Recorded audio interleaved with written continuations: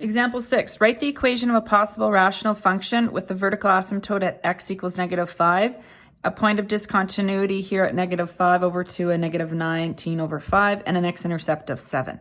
So if we've got a vertical asymptote at x equals -5, so let's work with that first, then we are, that tells me that we're going to have an x plus 5 in the denominator. So we're going to build our equation. I'm going to leave some space for us to keep writing here.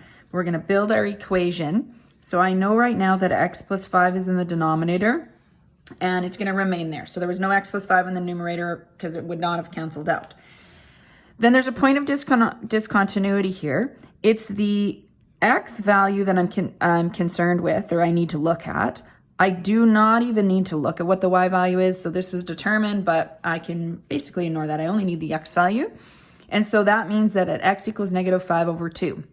Now this would mean that at x plus 5/2, there is the binomial. Now, of course, we don't leave a binomial with a fraction in it when we're trying to we're not going to put this into our equation with the fraction in it. So we're going to double that so that you get 2x plus 5. So you're used to seeing this in your equations, and you would see the root is -5/2. So this must be in the numerator and denominator.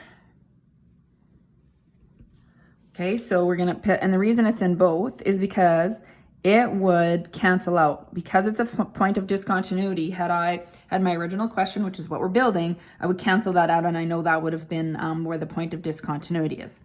The x-intercept then is going to be at x equals 7. Therefore, x minus 7 is in the numerator.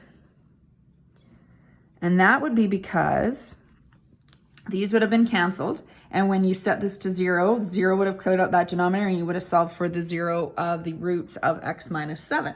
So here's your equation. If you want, you can multiply this through by using the FOIL method and that, but it's not necessary. This is an equation that you can just leave your answer that way is fine.